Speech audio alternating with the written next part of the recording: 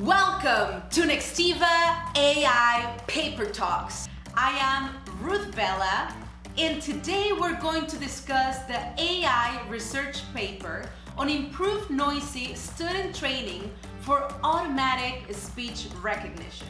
If you are into AI, if you want to learn about the math and the engineering behind it, then stick around because this video is for you. This is a pretty technical discussion, so hopefully everyone will be able to get some core intuitive ideas. Those of you who know more about AI will be able to dig in a little bit deeper. So the paper that we're talking about today is Improved Noisy Student Training for Automatic Speech Recognition by Daniel Park, Zhang, and a group of others from Google. This is from the Google Brain team. It was released in October of 2020. And actually, there's sort of three papers in play. The paper we're really talking about is the one in the middle, but it draws from some foundational research and that was really in image processing, and we're going to talk a little bit about that. And then there is a follow-on paper where the results were improved that I will talk a little bit about at the end. Let's jump right in. What is noisy student training? It is a semi-supervised learning technique. And it was initially applied to image classification. Very often, it's very common that a lot of the foundational stuff in machine learning started there, and a basic idea that was applied very successfully there is automatic speech recognition. So the basic idea is that you start with a teacher model that you train on labeled data in that kind of standard way. That's pure supervised learning. So you have a whole bunch of audio and then transcripts, and those are the labels for the audio, and you train the teacher model. And then what you do is you take an unlabeled set of data that you don't have, say in the case of transcription, you don't have transcripts for, in the case of images, you don't have classifications for, and you have the teacher sort of guess what the answer is and apply what we call pseudo labels to the unlabeled data. And then what you do is you take the initial labeled set and you augment it with the pseudo labeled set, and you train a student with that larger corpus of combined data. And then you iterate, you make the student into the teacher, and you keep going through generations of larger and larger samples, and the learning gets better. Now, if that's all you did, you would end up with a basic problem. When I looked at this initially and didn't look at the additional parts of it, I thought, well, that's kind of like in academia, we have a rule that you don't hire your own PhDs because you kind of get inbred after a while. And that's, you'd have a serious problem with confirmation bias and, sort of overfitting and not having your model effectively generalized if that's all you did. So what you do is you do two things. First of all, you're very selective in the pseudo labels that the pseudo labeled examples that you add to the augmented data. And secondly, you inject noise into the data that the student gets. So the student is not getting the raw input, it's getting input that has been, that has some noise injected into it. And so those are the two things that are different.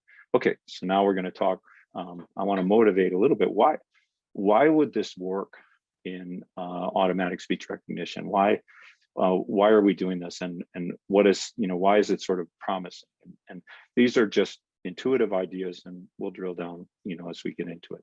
So the first is that most of the current generation of ASR models have an encoder decoder architecture where the sort of front end of the model just learns representations, good representations of the data that it has coming in, and then it passes these representations, the encoded representations, sort of standardized encoded representations, to a decoder layer that is what gives you the answer.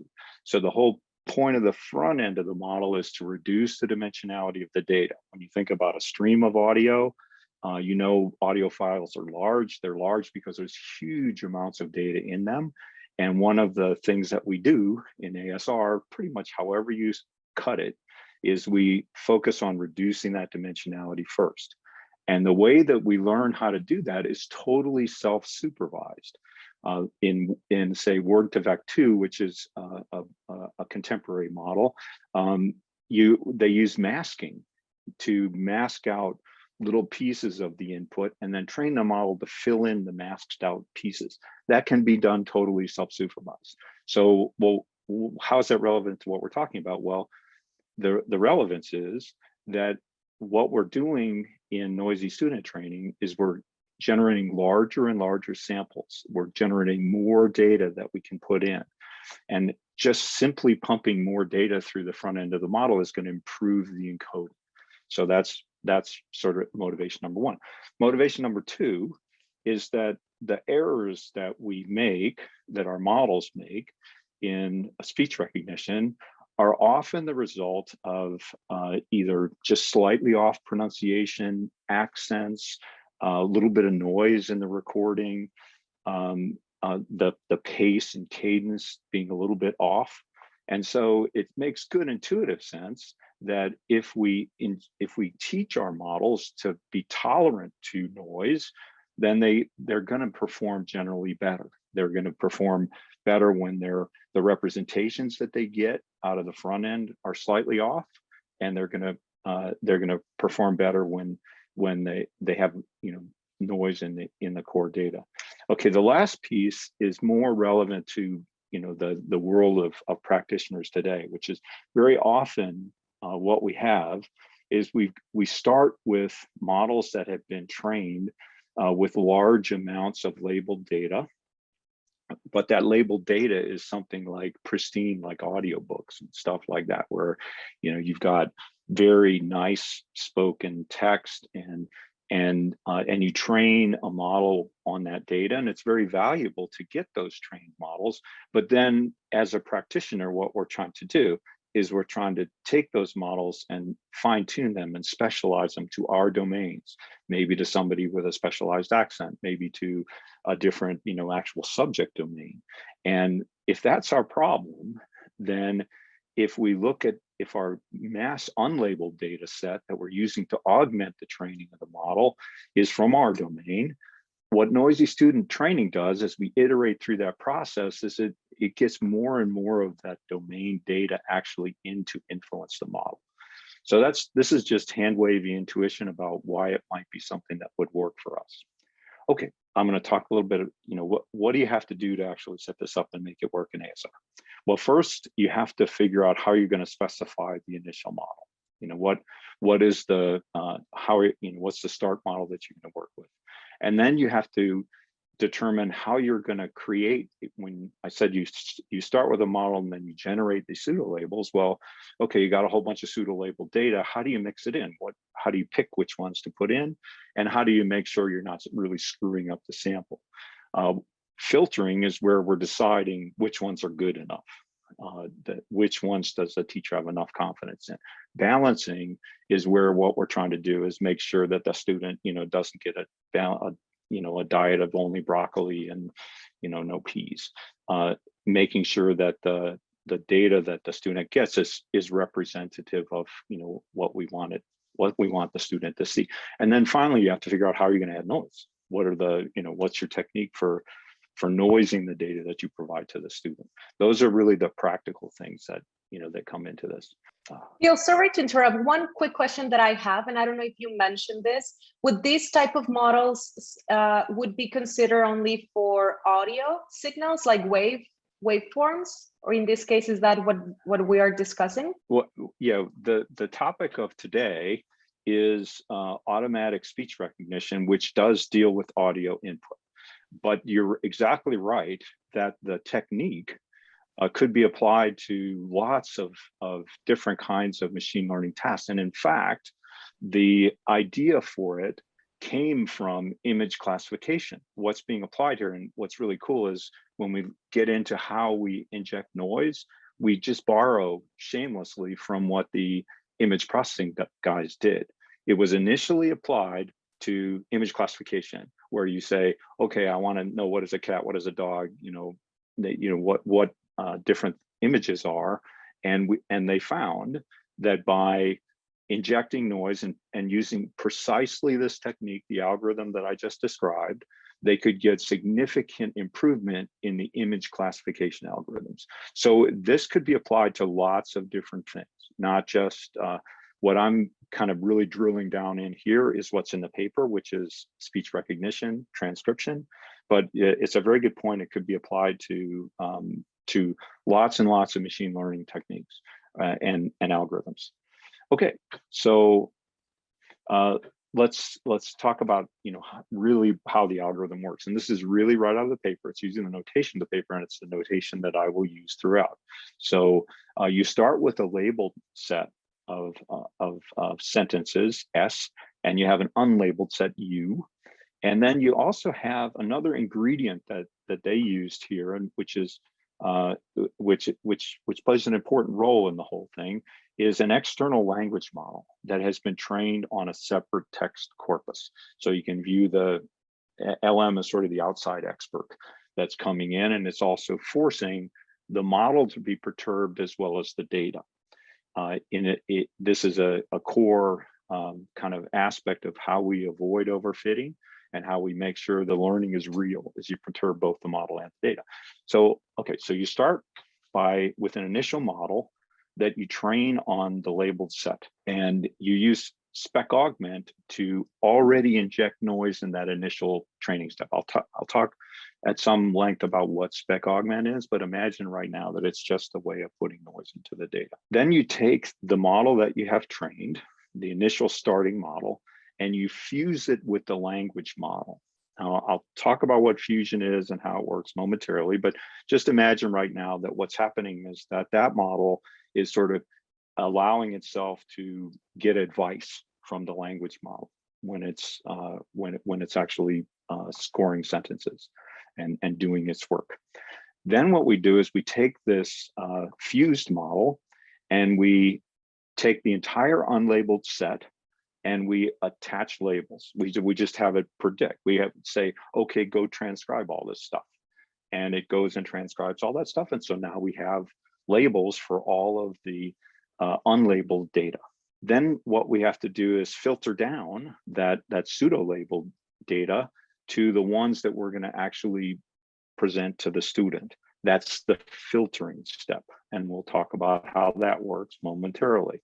Then we balance. I said before, another thing we have to do is we have to balance. We have to take that pseudo-labeled data, filter data, and make sure that it's balanced. And then we mix it in. And now what we've got is we've got filtered, balanced, pseudo-labeled data that we merge in with the original labeled set S.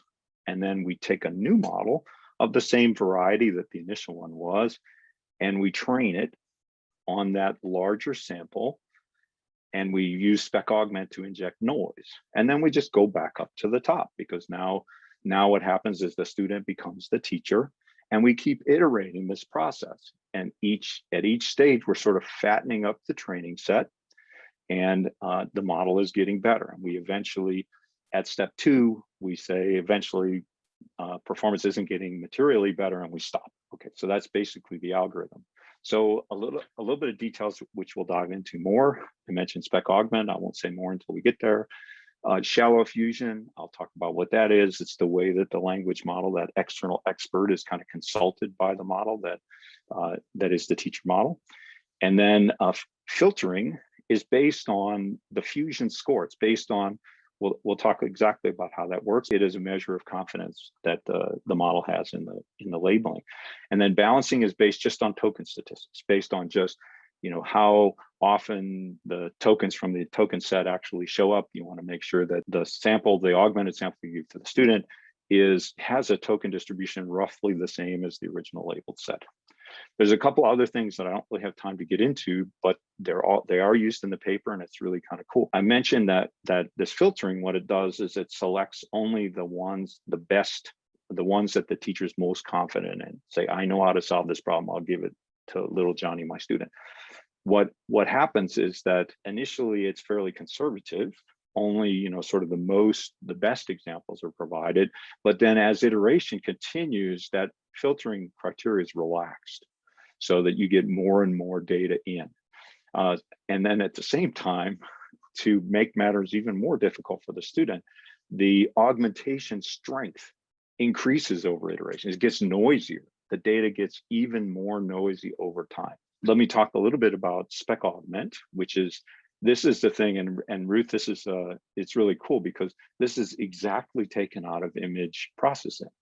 The idea that it's a really cool thing that happens very often in machine learning, especially in a lot of basic ideas start in image processing and then take a problem that we have and we say, well, can we see our data as an image? Well, in this case, you precisely can't. What you're seeing pictures of here are what are called Mel spectrograms, which are images drawn from audio input. So on the horizontal, you have time, and on the vertical, you have frequency, and the brightness is the intensity at that frequency. And so you take an original, you look at a spectrogram, and then now what I'm going to do is I'm going to mess with it to confuse the student. The first thing is time warping, which is kind of cool. It's got time warping. You can, if you imagine the whole thing is like a sheet of rubber, you know, that it's elastic, and imagine you put thumbtacks in that top picture. You put thumbtacks around like 5 different points there, and then you randomly select a point in the middle, somewhere in the middle, and you actually just tug it to the right or to the left. Actually, you can see that's what happened down there. Then what'll happen is the whole thing gets stretched a little bit. It gets stretched a different amount at different levels, because imagine you've grabbed that little piece and you pulled it over. It distorts the image. That's what time warping is. And you can think about, what's it going to do to the audio? It's going to kind of mess up the timing of the audio. And again, that sort of simulates the difference, you know, some of the things that happen in recordings and the way that people talk. Frequency masking, that one's real easy to understand. You just block out some frequencies. That certainly happens when you have interference and other kinds of stuff in audio. And then time masking, you just block out a piece. So those are the core components of what we do to mess with the student.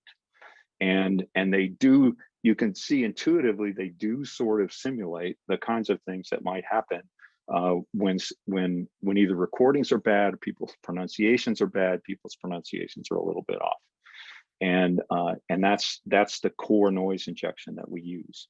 Shallow fusion is this technique when I said we've got to get our external language model to come in and kind of influence what the teacher is doing and what the teacher is giving the student. What it does is it basically the language model only looks at the tokens individually. So the expression here that is the shallow fusion score, the first part of it is just what the model itself does. It's your typical log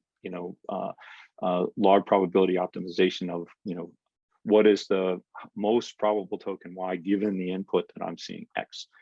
That's what the contribution of M is. But then in addition, what we say is I want you also to include a factor that is the weighted probability, the unconditional probability of the individual token in the mind of the language model. So it basically makes more likely tokens in the mind of the language model more likely. But notice that the language model doesn't even see X. So that's why it's called shallow fusion.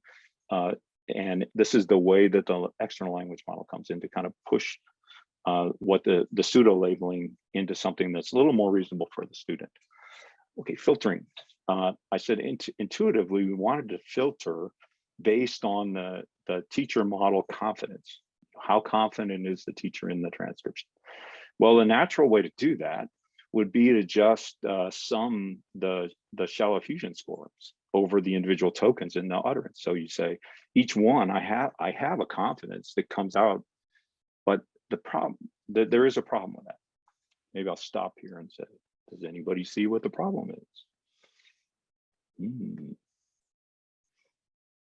Well, the problem with that is that longer utterances are going to end up overrepresented, because you see this thing just going to get bigger and bigger.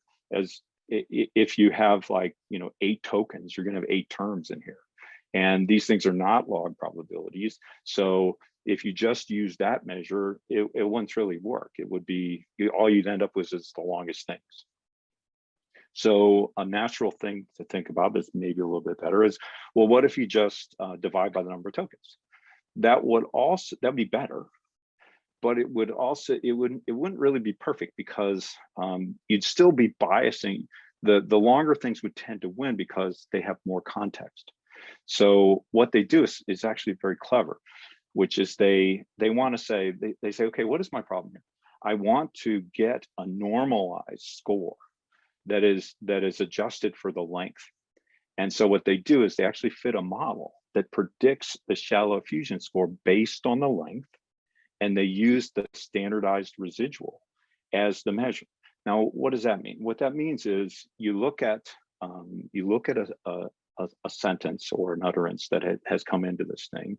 You look at it, you predict what its total fusion score would be based on its length, and then you say, well, how much is it significantly larger than I would expect of an utterance of this length, or is it less?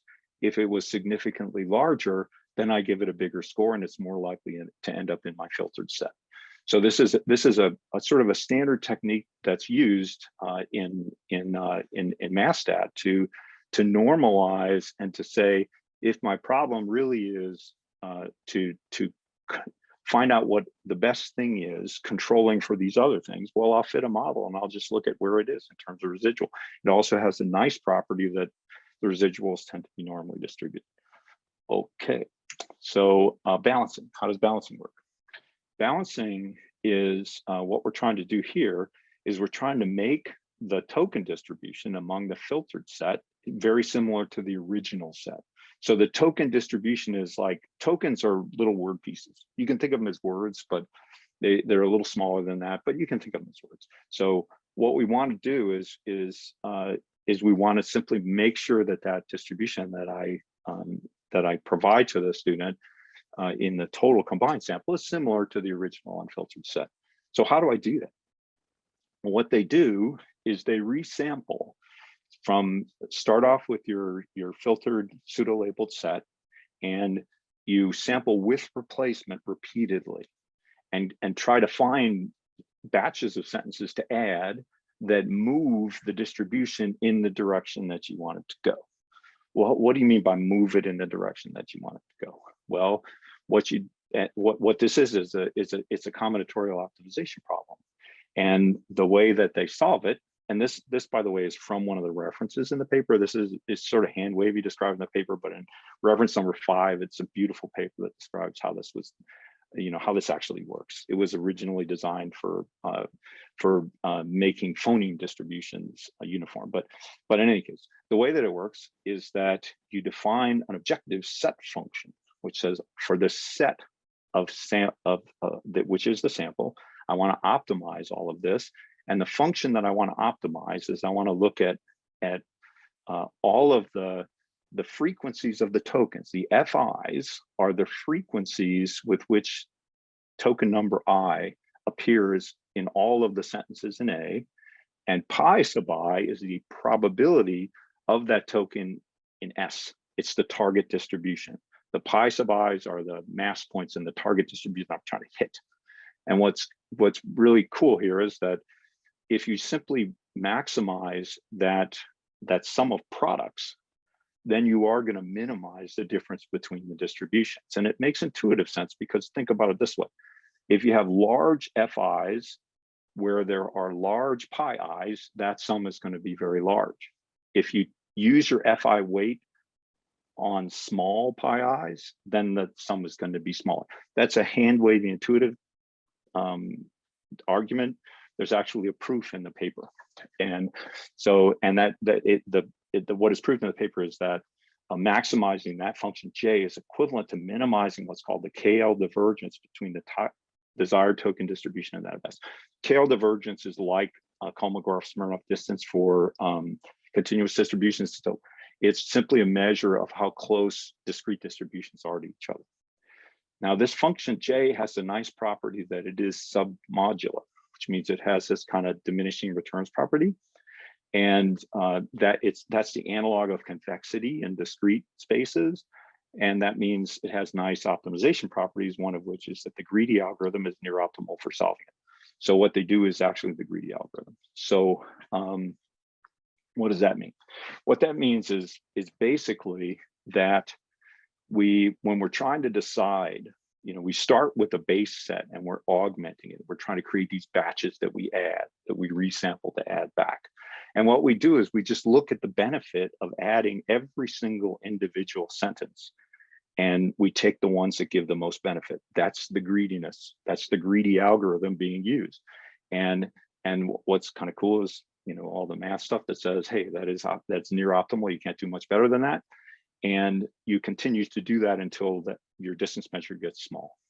And they add two little constraints there. One is that no sentence can be added more than twice.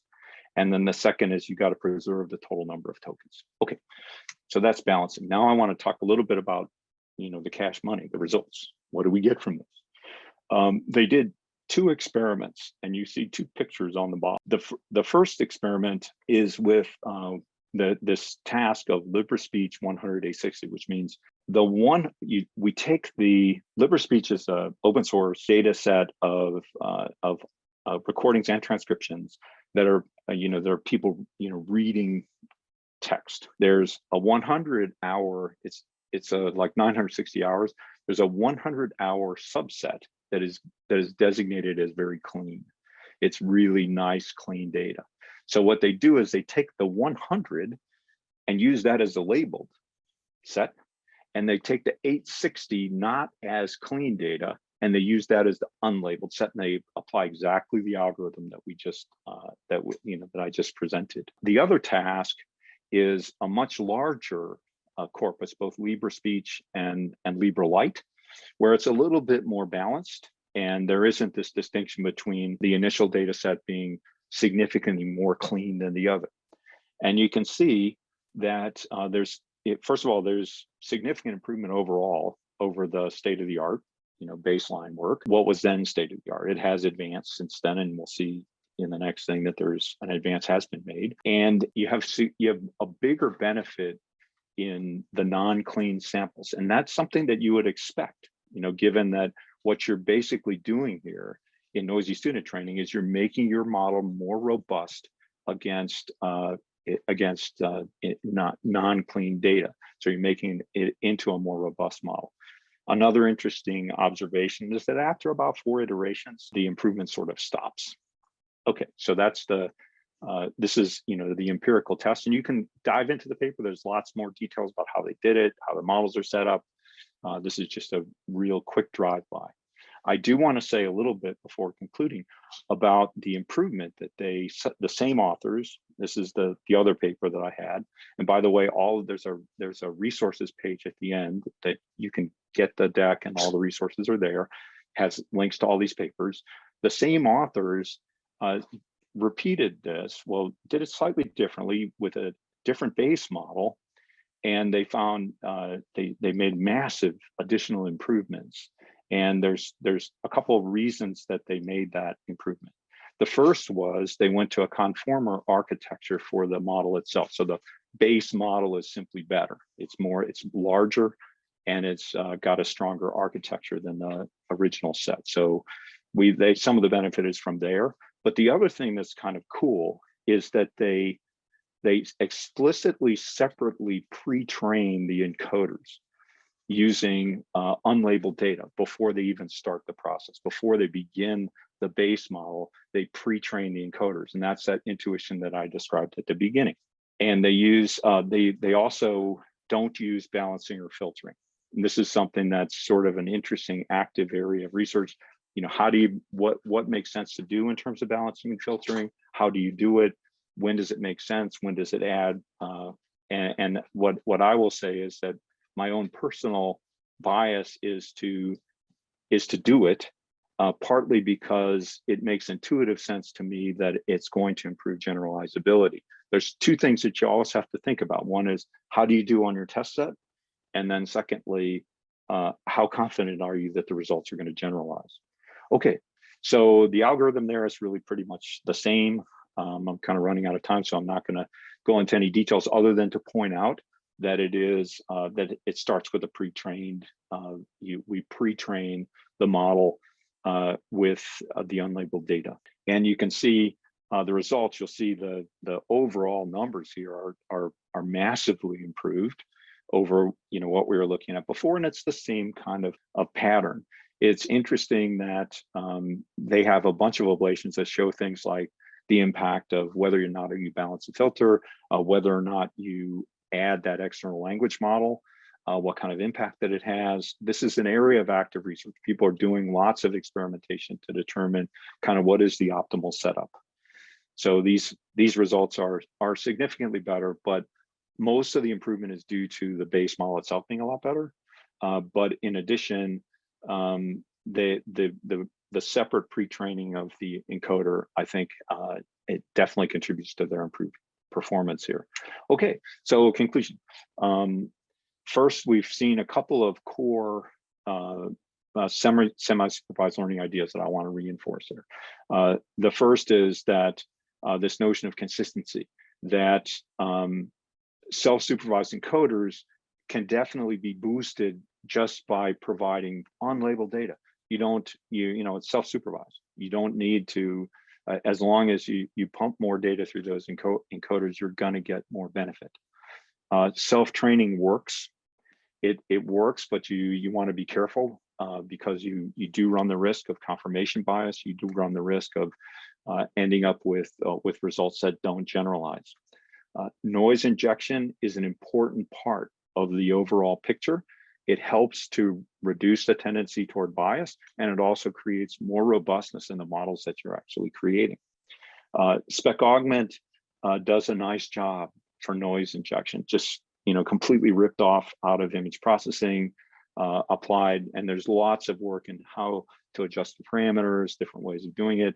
There's also different things that we can think about. This was just the first thing that we collectively, well, I shouldn't say that. It was an idea that has been applied, and there's probably lots of other ways that we could approach this.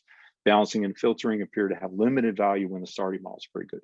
If the models are really good to begin with, which we saw in the last example, balancing and filtering don't seem to contribute that much to accuracy. My gut is they may still contribute to generalizability. Gradational filtering and augmentation are also mixed. I didn't really talk much about them, but it's in the initial study, they did ablations using them, not found in the noisy example. They both contributed. In the less noisy, not so much.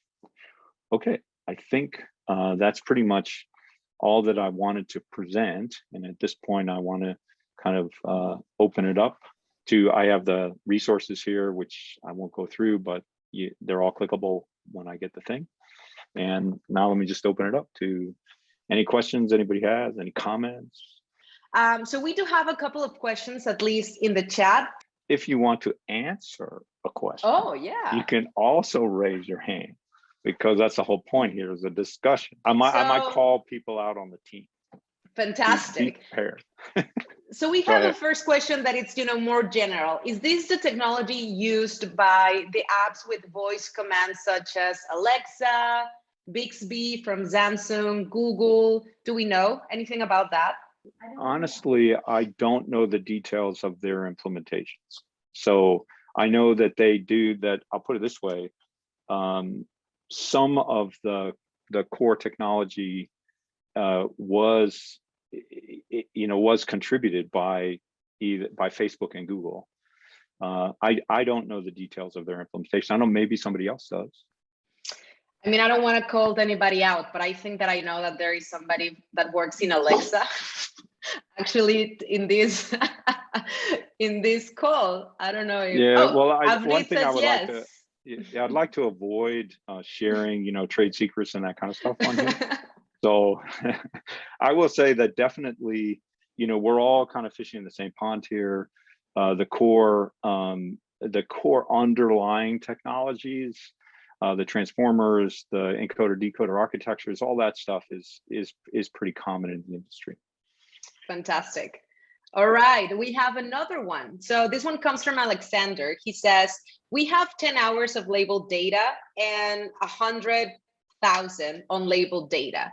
In what ratio should we mix data on each generation phase? Yeah, that's a really good question. And if you look in the papers, I definitely encourage you to look at both the base paper and the other ones that are in the references. And because the answer is you want to, it may require some experimentation.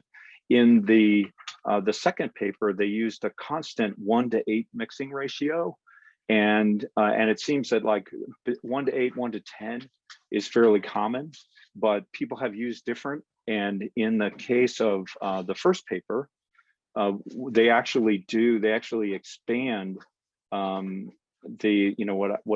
gradational filtering enables the proportion of the sentences that the student gets that are pseudo-labeled to increase via iteration. So gradational filtering, as described in the first paper, makes that not constant. It actually increases over time. So this is something that it depends partly on the nature of your unlabeled set. It's something that you really want to, these are hyperparameters that you just want to tune. There isn't a universal answer. Although the things the most common that I've seen is in the range of 1:8 to 1:10. Awesome. Thank you, Phil. Any other questions? Anybody raising their hand, showing their video maybe? Or comments. People can make comments. Yeah.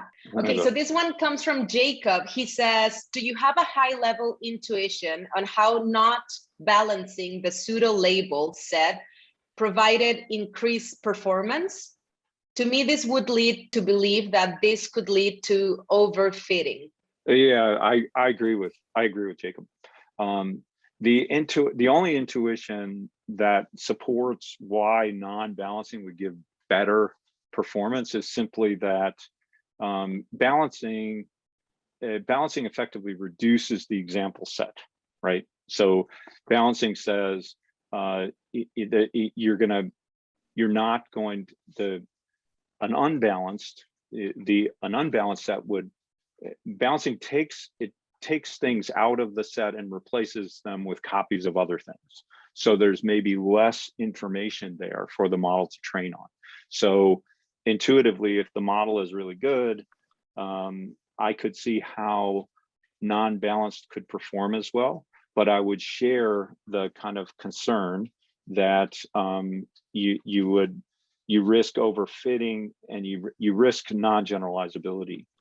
The other sort of interesting thing, one thing that came to my mind immediately when I saw this stuff and saw how it was done and looked at a couple of other things and saw how people were doing it, was that it's a little bit weak to balance only based on the raw token distribution.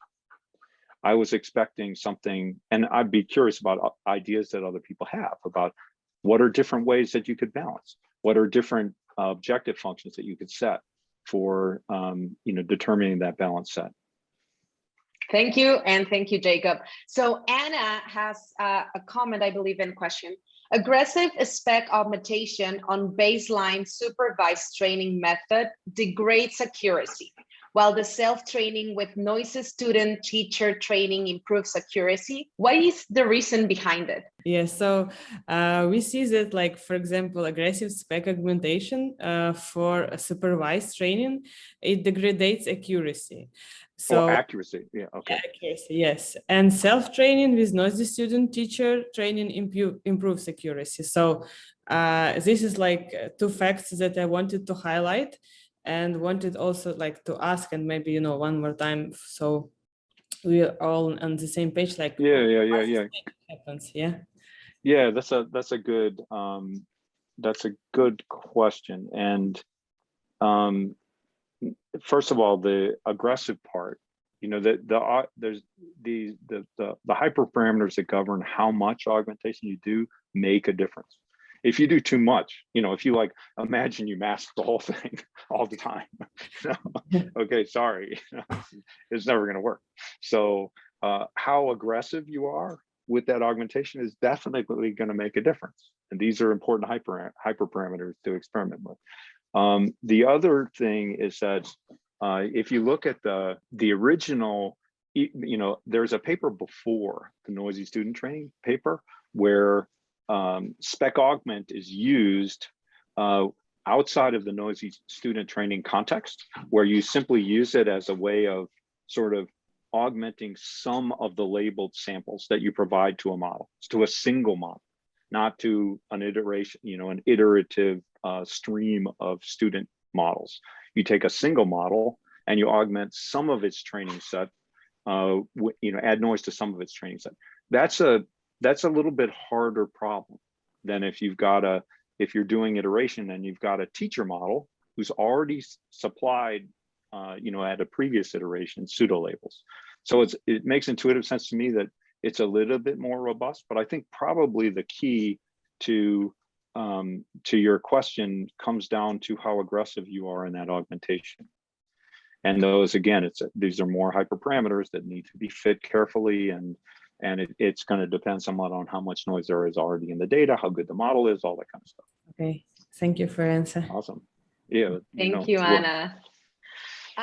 We have time for one more question. All right, Kyle, I think that you are muted, so fantastic. Go for it. Well, I don't know how many times I've used the raise hand feature in Zoom, so that's pretty cool. Yeah, I wanted to ask what determines the optimal number of generations? So what causes because eventually the improvement stops, right? You said after 4 generations. So does that change if you have more data, or what are the factors that go into that? Yeah, so that's a really good question. And the honest answer is I don't know. All I know is the empirical data that has been presented in papers and experiments that people have done. If you want my intuition about what's governing it, what's causing it to ultimately slow down improvement, it's that you're allowing the generations of student models to learn based on this process of giving them better examples, attaching pseudo labels, expanding your set of pseudo labeled data, and also allowing them to be tolerant of noise. It's intuitively obvious that eventually that's gonna, the new information, the new learning resource that is being provided is going to dry up, and they're not going to get better. For it to happen in like 4 iterations, that was frankly a little bit surprising to me. I was expecting to see longer trajectories there, and it could well be that by modifying the hyperparameters, by changing the techniques a little bit, and with different sizes of data, different distributions of data, we could see something different. That's a good question, long-winded answer to basically say I don't know. You don't know, but there are certain intuitions about it. Those are things that are and I'll add one other thing about the kind of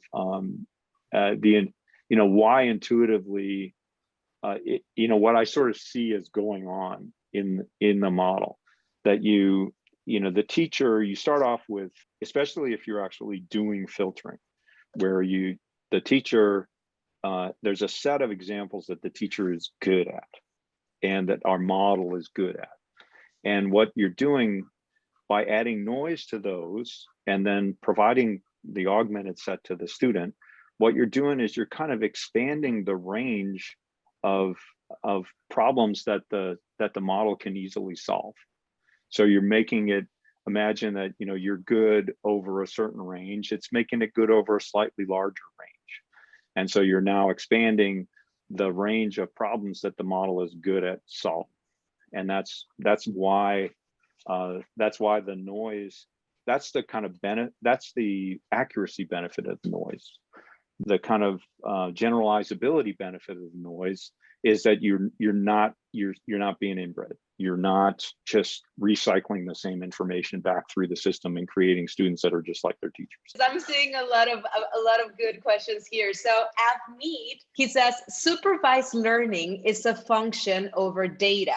RL is a system that is acting in the real world and learning from it, and is closer to GAI. Is noisy student training in the middle of supervised learning and RL? Well, that's a typically deep Avneet observation.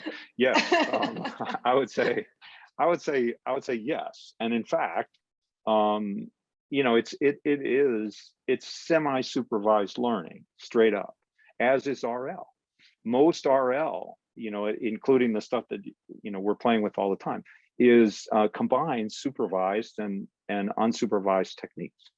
And so it's not surprising. This is the difference is that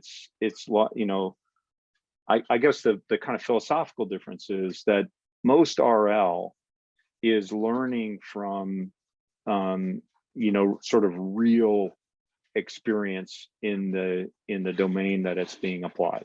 So it's learning the unsupervised part of RL, of most RL algorithms, comes from new data that it's seeing. This is sort of, and it gets to Kyle's question, and it's actually a good observation that this is limited in a way that RL is not, because eventually you're going to run out of gas in kind of recycling the fumes, whereas in RL you're out learning in an actual environment of the domain. But so Jacob has a comment on that question for Avneet, and he says, to me this seems a little more analogous to GANs, in which you have one agent trying to generate data which can trick the discriminator, and the discriminator tries to improve its detection. Yeah, that's a good observation.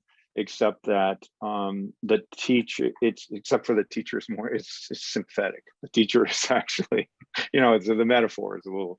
The teacher is, even though, like I said, when I first saw this and I saw the teacher injecting the noise and picking easy problems for it and injecting noise and giving it to the student, I said, oh, it really should be called nasty teacher training. Because the teacher says, oh, these problems are easy, let me make them harder and give them to my student. And then we end up with, we learn by imitation, we teach by intimidation. But in any case, it is a good observation. Another one, and this might be the last one. We're using spectrograms for spec augmentation and not changing audio tracks. Is it just for performance? If I understand the question, I will. The comment that I'll make is that it is not. I didn't really go into the details here, but it is a wrinkle that has to be dealt with.